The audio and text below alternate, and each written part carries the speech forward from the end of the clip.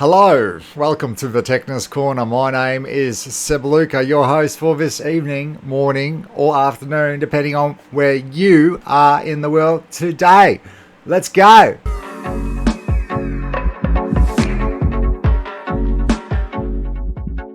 So what have we got for everybody today?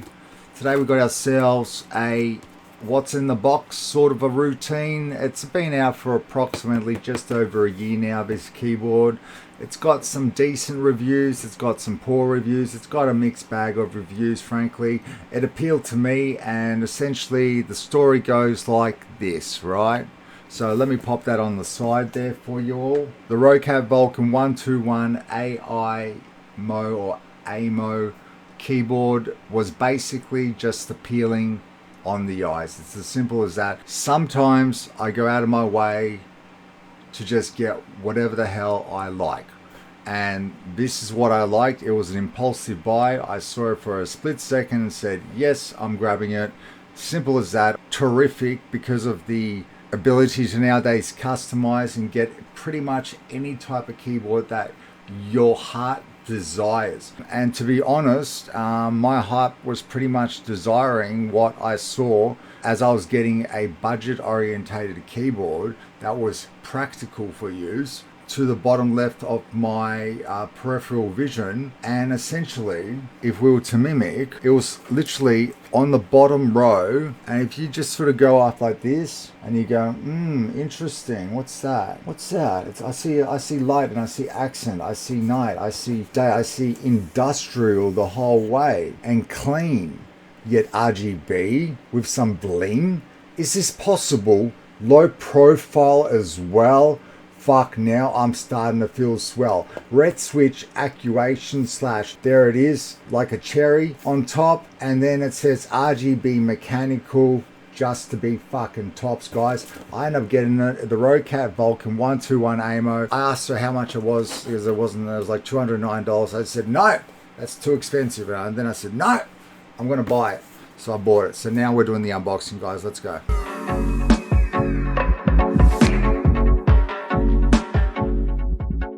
So here it is, guys. Here's the finish of the box itself. ROCCAT Vulcan 121 AIMO or AIMO RGB mechanical gaming keyboard as advertised.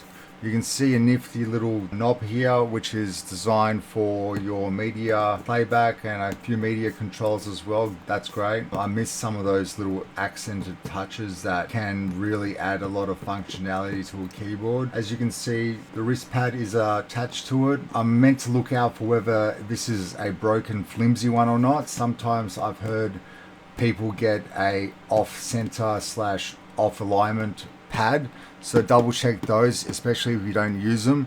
At least have a look whether it sits well enough so that in case you ever do, it works in that regard. It's got the Titan, I believe they're called Titan switches, with the red associated with this, which gives it an equivalent to cherry red switch.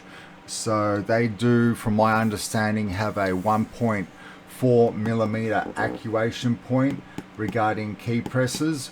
So as opposed to your standard 1.8 millimeters, so this in turn makes them 30% faster, which is always a great thing regarding your gaming if you can handle the speed. So let's flip it over to the other side and see what we're greeted with. We're greeted with a lot. What I see here is essentially crystal, you know what I mean? Like, look at this.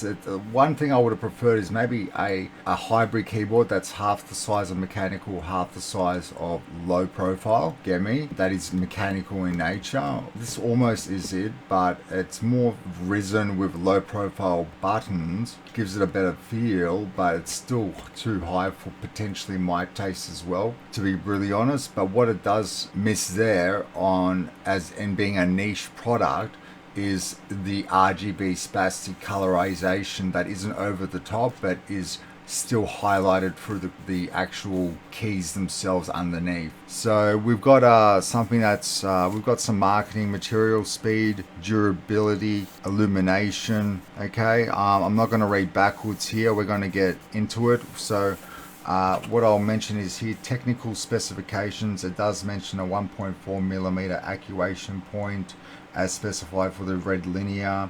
removable ergonomic palm rest, integrated macro and settings memory, 6 programmable macro keys, ROCCAT Easy Shift technology, 32-bit ARM Cortex-M based processor, 1000 Hz polling rate, ROCCAT Swarm software suite, 1.8 meter braided cable, 150 grams weight, 462 millimeters by 235 millimeters by 32 millimeters dimensions. So not forgetting the ROCCAT Titan suite in the effectively cherry red, and placing the rest of the marketing material aside, let us get into the unboxing, y'all. So just to reiterate, color wise, this is ash black. So it's ash black, not just black, although I believe it's made from topside an aluminum casing. So, but it's not too heavy because bottom side it's plastic, but there's plenty of rubber stoppers. So let's suss these out and see whether it's the case or not. All right, Vulcan 121. Let's get it in the perspective of you lot. And here it comes, guys. 1, 2, 3. Oh yeah, let's lift. All right, here we go, guys. Look at that. So we first greet it with what is our wrist rest.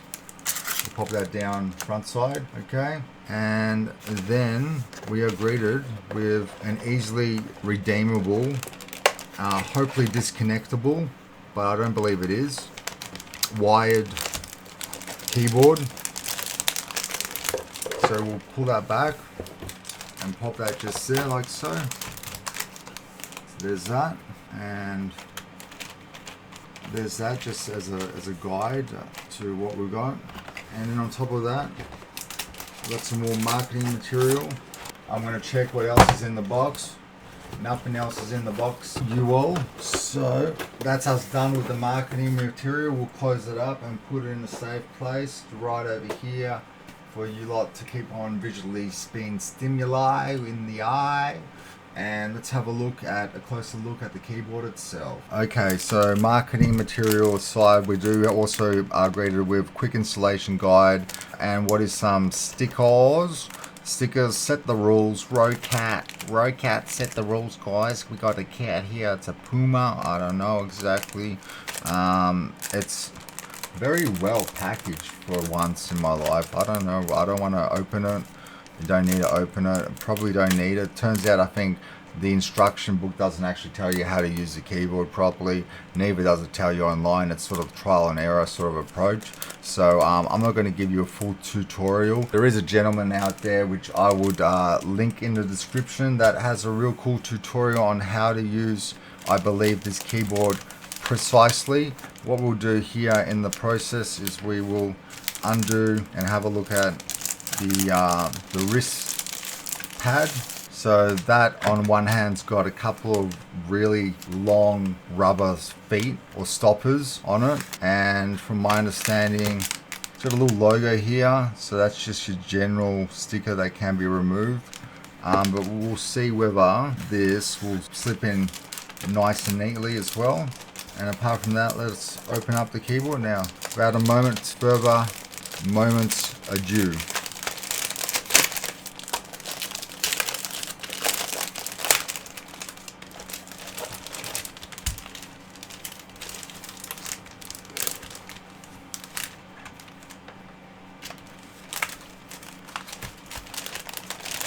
Here it comes, guys.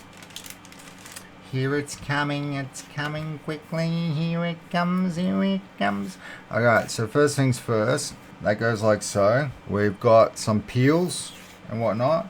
Before we take the peels off, whereas I might be like me older mom, and just end up keeping those peels on the couches forevermore. And you know, in the middle of summer, everyone will be sitting and they'll be basking, they'll be drinking, and they'll be also sitting up, and their asses will be going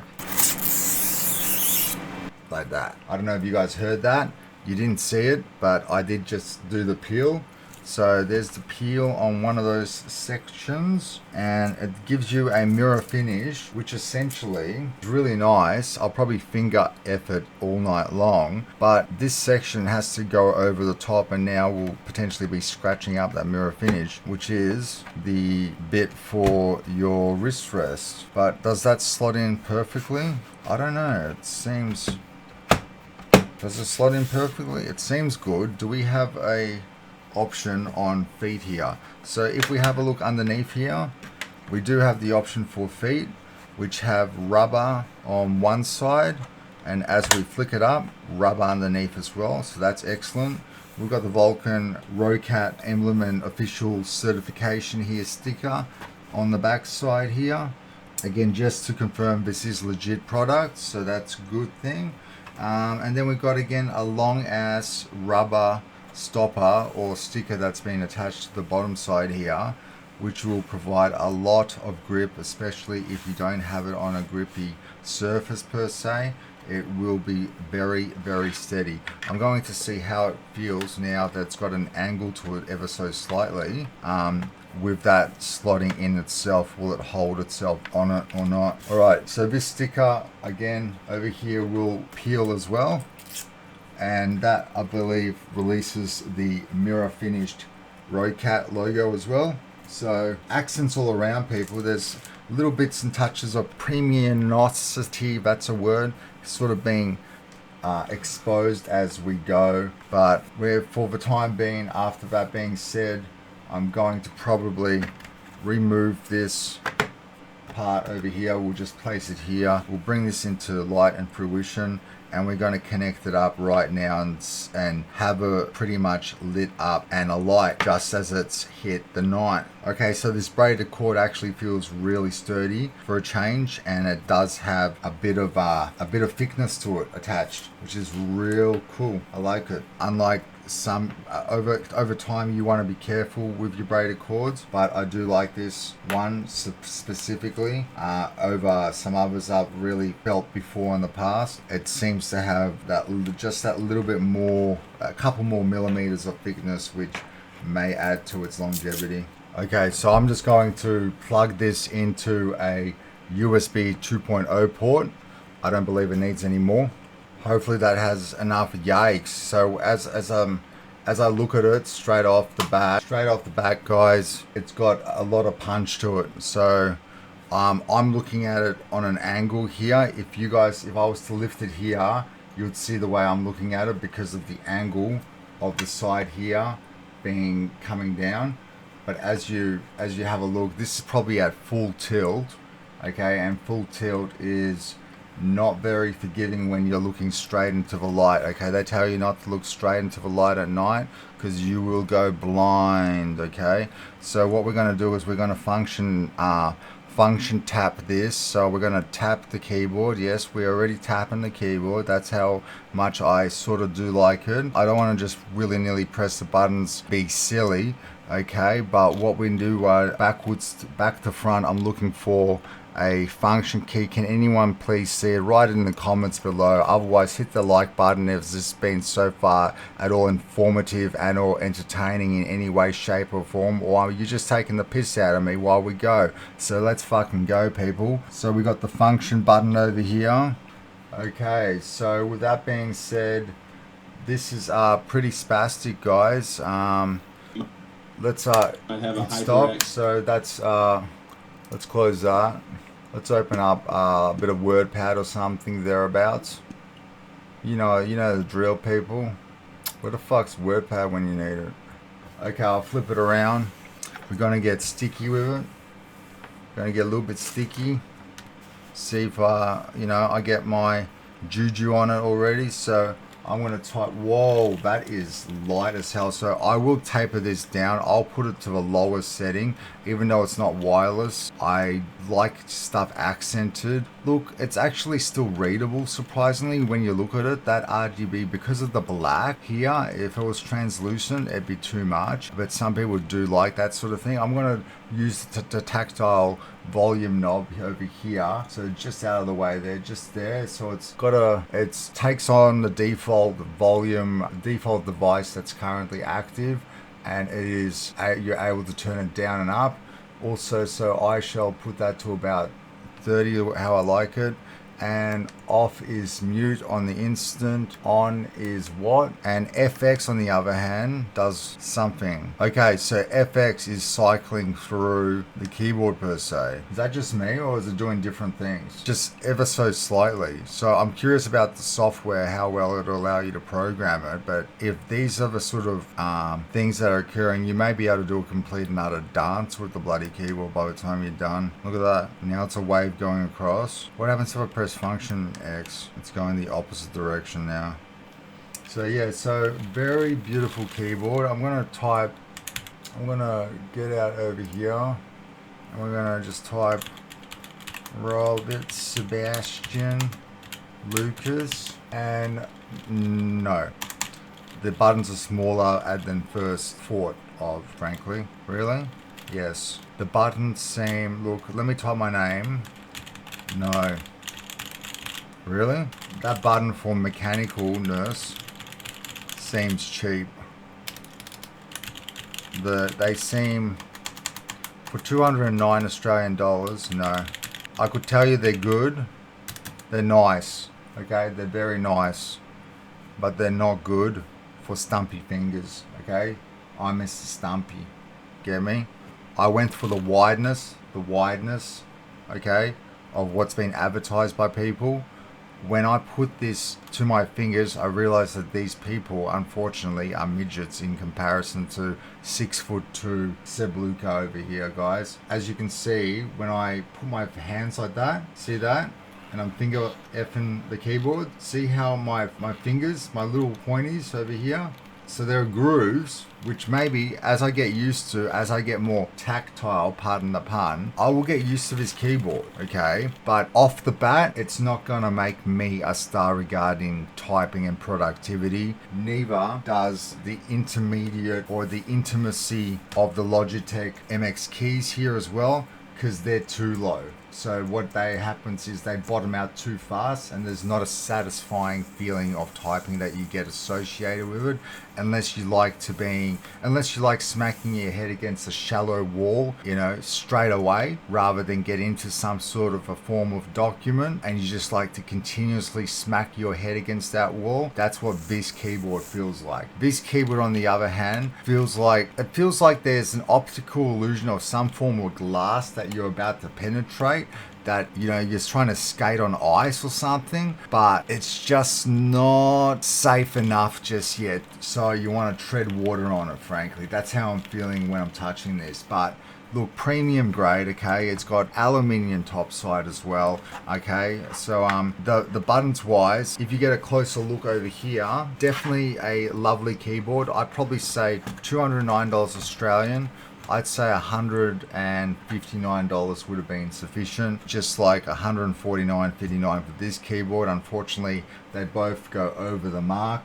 This one's retails for about $189, $199, depending on where you're going. The Apple version variant is even more, even though this can be exclusively Apple, both and PC Windows. This, on the other hand, your ROCCAT Vulcan Series 121 AIMO keyboard that we're going to finish up now with, per se. Add that little keypad to it. That makes it feel a lot nicer, actually. That wrist rest, I haven't used a wrist rest in a while, and it really does help. I think I'm developing some jankiness in my arthritic wrist, per se. So yeah, guys, let's change that view real quickly. So a bit of a magnet, it will pop off rather easily. I'll pop it up to the light so that you guys can get a better look at it at night now. There it is. So yeah, she nice? She nice? She pretty? She nice? She pretty? Is she good? Is she 100%? Guys, I give it, frankly, about a 90 and 85, and that's psychologically, so I'm not too scarred by the price. So my name's Seb Lukas, guys. I hope you enjoyed this unboxing in whichever way I sort of went. It was a impulsive buy to begin with, and now we know why. Okay, so peace out, y'all. Bye.